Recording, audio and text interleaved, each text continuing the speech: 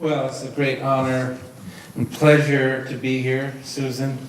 Thank you for that wonderful introduction. I want to thank all of you here who make this festival possible. Miles, Susan, Lorraine, Blaze, Scott, my intern, the entire staff, all of you who are here. This incredible week of conversation and thinking and writing. I don't really know of another place like it.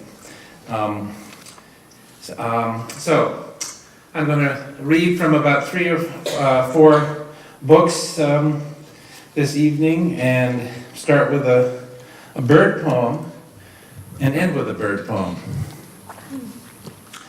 I'm obsessed with birds. Had a pet grouse about 3 or 4 years ago. We just came out of the woods and befriended me and lived with us for 5 years. His name was Randy. And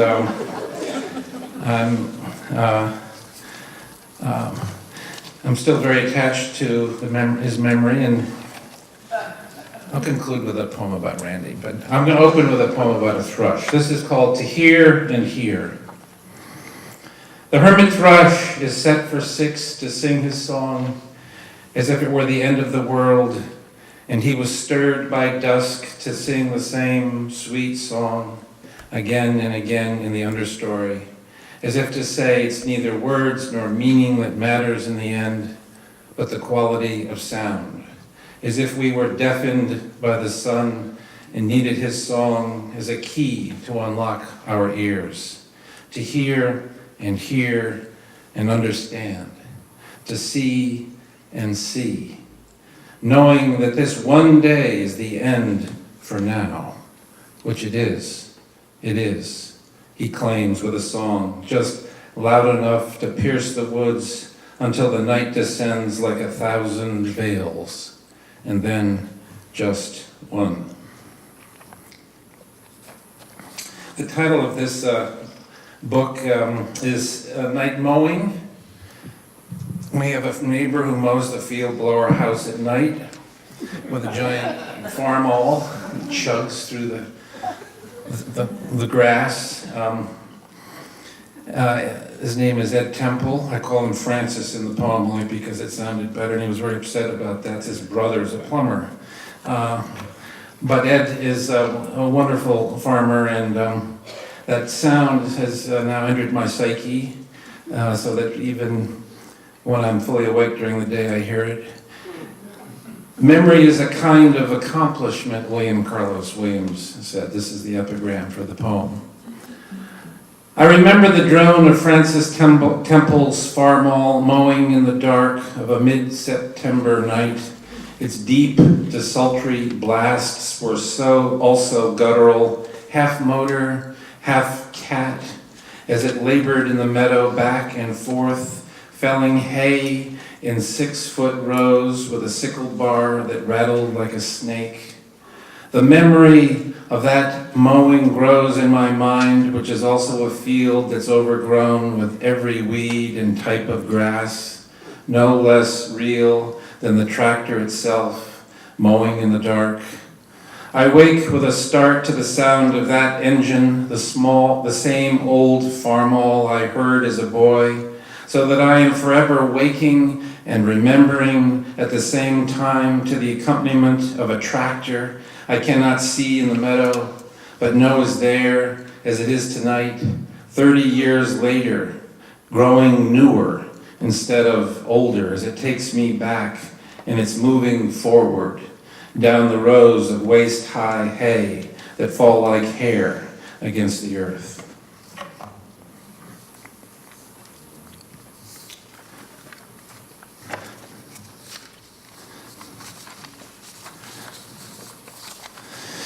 So I walk down to this meadow occasionally, and I see a deer down there that just freezes and stares at me, and I stare back for a good 10 seconds. Many of you have probably had this experience, and we don't really know what to make of each other. But I always wonder, what in the world does that deer carry away with her after she's seen me and bolts? So I tried to get into the deer's head a little bit in this poem. It's called Halfway Down. halfway down my path to the meadow. Halfway down the sight of a doe through the trees in the meadow, I stopped to stare at her staring at me. The silence arced between us there in a current that equaled strangeness over time. And since her stare was wild, so charged with fear, the moment froze on the line of sky and field. Man and deer, she broke our stillness in her flight from me. I stood alone, but double then as the man on the path, and the memory of the man she carried with her beyond the meadow into the next meadow, and the meadow after that, where she returned my image to the field of her forgetting, in which I roamed like a deer myself, remembering.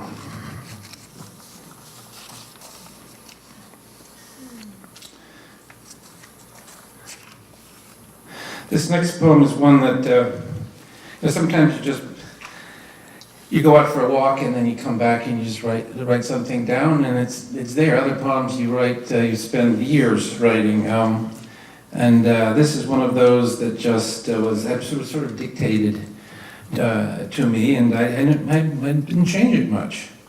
It's called The Thin Path. The quiet I keep on the thin path to the beach is the hardest.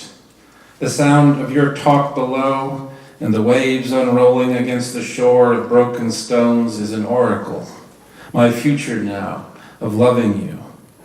I'm caught beneath a tilt of maples and cry of difference between 10,000 things, leaf and stone, rail and wave, me, you.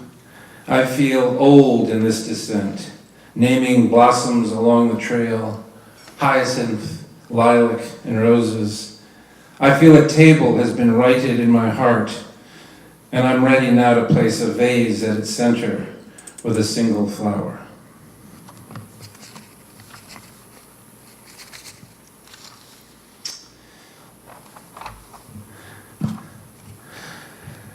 By the sweat of my face, for Maxine Cumin.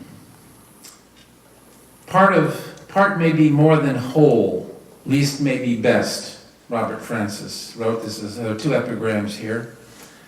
Earth is not just this that you want to arise invisibly in us. Is not your dream to be one day invisible, earth invisible? Rilke. I made a list for each day, which was enough, since I was inclined to do too much in a single day, more than a dozen men sometimes in a couple of days, so drawn to work and blessed with strength. I couldn't imagine paradise without it, much less remember the bliss that idlers canonized as myth more real than the history of days.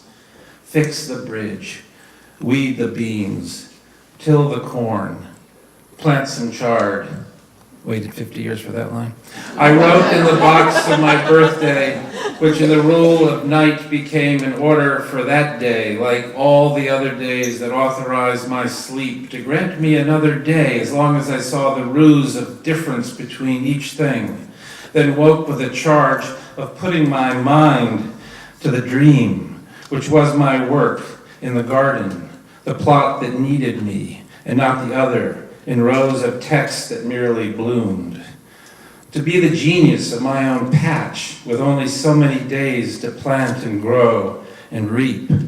So I gathered my tools at dawn and headed down to the field and jacked the bridge that had fallen in the rain, placed a stone the ground had made 1,000,000 years ago for this repair beneath the beam that had lost its hold on the opposite bank, weeded the beans until it was time to rest, then sat for a while in the shade of a willow beside the stream, thought about nothing until it was something as part of the whole that was also whole for being connected to the most unlikely things: ant, pokeweed, mullein, worm.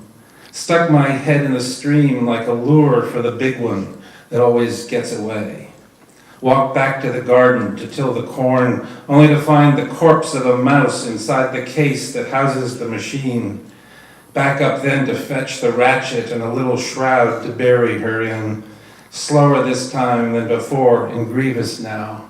One dead at least, and maybe more, from catching against the screen when I pulled the cord and it pulled back. Poor Mousie, I cried, like Burns. I should have guessed some creature was there after finding a snake last year wound round and round the sprocket like another cord. So many dead inside the tiller, so much work recovering the bodies. House, housing, mouse, bridge, fountain, snake. I thought like the sky whose clouds erase its blues so perfectly, like the dirt that smells of the hole and everything in it. Words were all. They came to me like birds to a tree, and I wrote them down for nothing with a trowel, for the stars to scan as nothing also. So much nothing at the end of the day, I called it darling, darling, darling. I commute quite a bit from Putney to Providence, where I teach twice a week. It's about a 5-hour drive back and forth about 2 days a week I do that. So I'm on 91 a lot and the Mass Pike. So sometimes I just imagine I'm somebody else on the highway. I'm like a movie star. Or I'm like that guy in, Ambrose Bierce's story. What's that one about the poor guy's hung on the bridge, the incident at Owl Creek. So this movie is called this poem's called The Star of Interstate. I think we'd like to make it into a little movie. It's pretty boring, but The Star of Interstate. And that's the title of my new book, Interstate. The clouds were curtains that parted onto the show of sky above the scar of 91. Oh, the big blue screen of autumn days and score that featured mainly strings. Oh, the epic something, then nothing, that opened as a matinee but played into the night on a single reel inside the room that housed the machine. I drove with one eye open and the other closed. I couldn't tell if the things I was seeing, broken line, blinking light, leaping deer, were live or frozen frames, were on the road or in my mind, into which I'd also driven at a dangerous speed. I was bearing down in the passing lane inside the theater of my Chevrolet. I was seeing myself through the lens of a windshield in the opposite lane. I could smell the sky with the windows closed. I could hear her voice from every cloud. Come home, my love, come home. I believed there was still a way, despite my fame as the man who flies, to return as myself someday and give her the keys.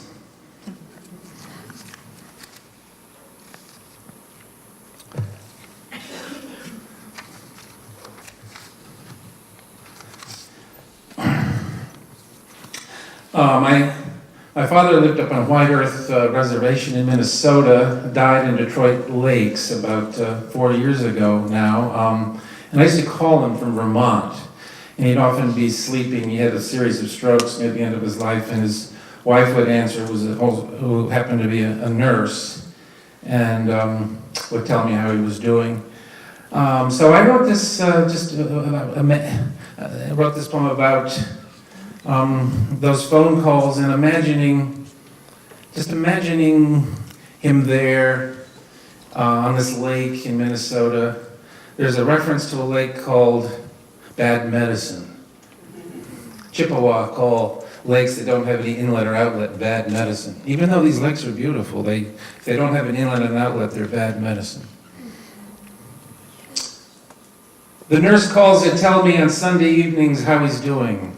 I was holding his own in front of the window with 1,000 channels behind the one that saves his screen with snow, fish houses, and eagles. How the days hang above the ice as vast recycled pages on which he writes in invisible ink. How the sun arcs across the sky, then breaks like a plate above the horizon.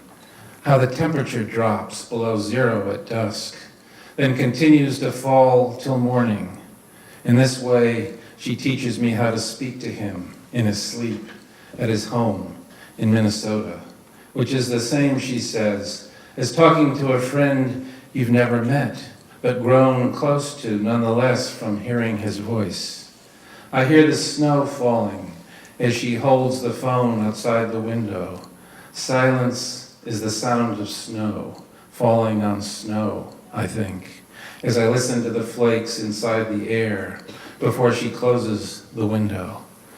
I'm thinking of walleye in their sleep, I tell my father, of catching them as they dream, then throwing them back in the hole I drilled by hand with the auger you gave me as a child, whose handle is stained with blood from my turning it so many times into the ice of bad medicine. I wait for her voice to return, then say, just this for now, since any more would disappear the lake inside his head, on which he builds a house for us to fish throughout the winter.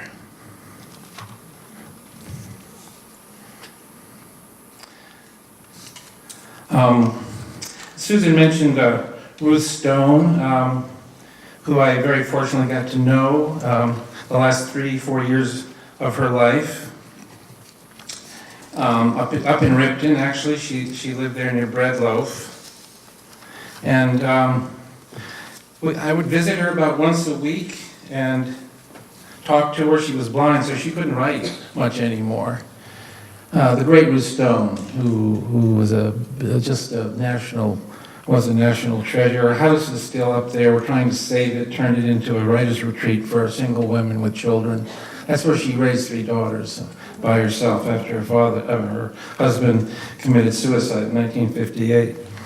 Wrote all that poetry and somehow survived with water that wasn't potable in the winter, no heat, just a wood stove.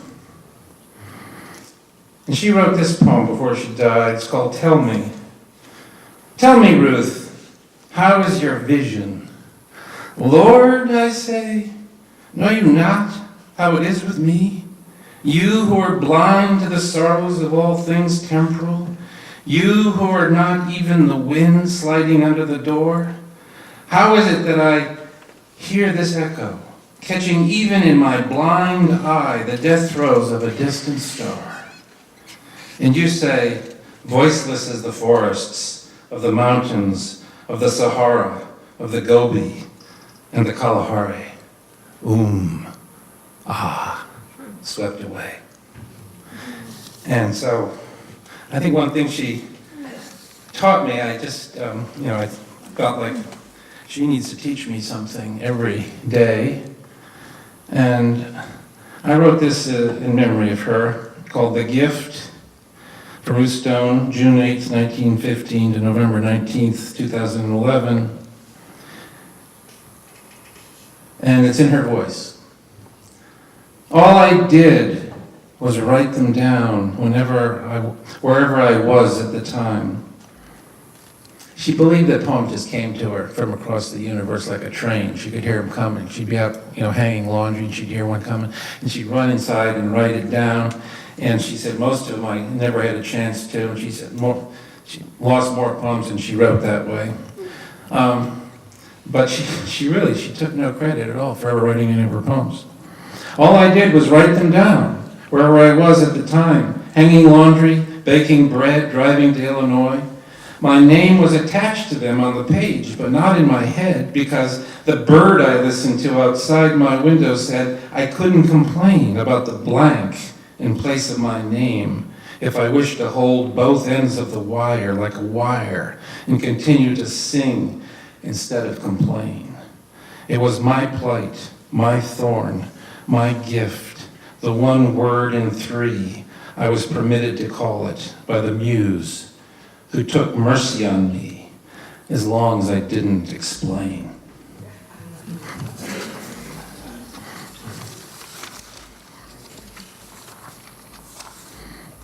We're all here trying to write poetry, think about poetry, improve our poetry. And I realize I've been trying to write the same about poetry and the same poem often many times. I wrote this and then I thought, well, what the heck am I gonna call this? And I realized it was about poetry. I don't know, I haven't published this, I just wrote it, I'm not sure what to think about it all. But I'll try it out here. Poetry. The secret I have no say in keeping is safe with me and everyone else who sees himself in the space between the stars. How to tell what can't be said? Just sing, said the man in the opposite cell. I like the one about the frog. So I did, to his brief, ecstatic applause. Which reminds me of another short poem that I think I read last year or so, but I'll say it again. It's called In the Brief Time We Have Left.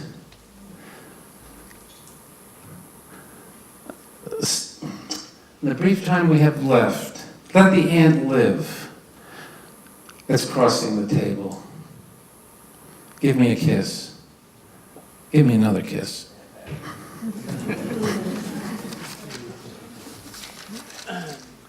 Yeah, just a few more here. This is a poem titled Drive-In.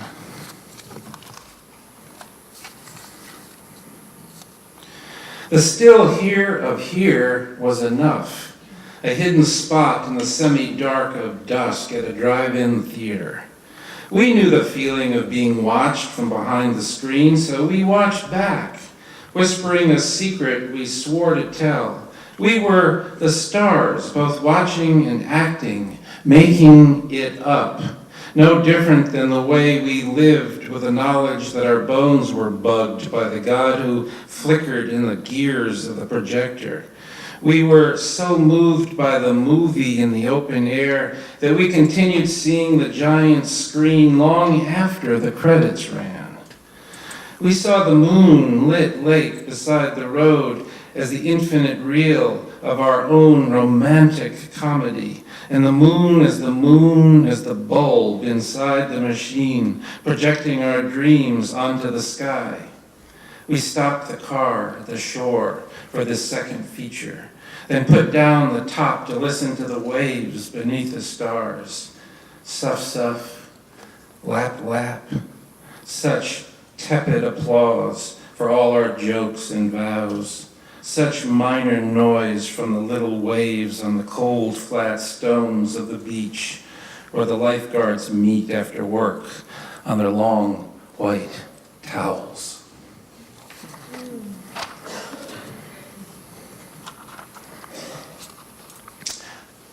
I want to read a poem here for Robert Wrigley, who loves animals and lives with the animals, moose and bear, shoots them occasionally with a slingshot.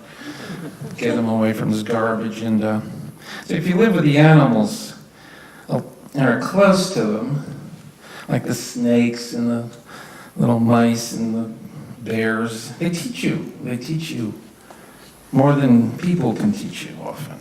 What the animals teach us, that love is dependent on memory, that life is eternal and therefore criminal, that thought is an invisible veil that covers our eyes, that death is only another animal, that beauty is formed by desperation, that sex is solely a human problem, that pets are wild in heaven, that sounds and smells escape us, that there are bones in the earth without any marker, that language refers to too many things, that music hints at what we heard before we sang, that the circle is loaded, that nothing we know by forgetting is sacred, that humor charges the smallest things, that the gods are animals without their masks,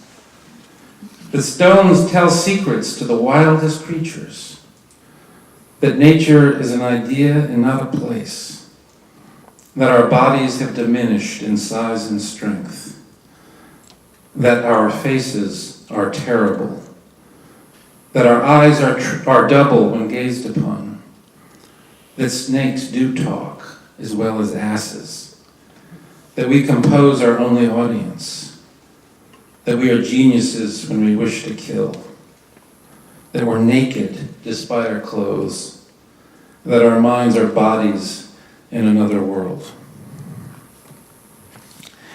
And so as promised, I'll conclude with another bird poem, Grouse Call, and this is for Randy, who just did disappear one day. You know, Hayden Carruth has a wonderful poem about the animals and the falling away of animals, and he concludes it by saying, one thing's for sure, they don't say goodbye. This is a square dance call. It's called Grouse Call. So, because we used to do little square dances in the woods, in the field together. I know it sounds ridiculous, but it's true.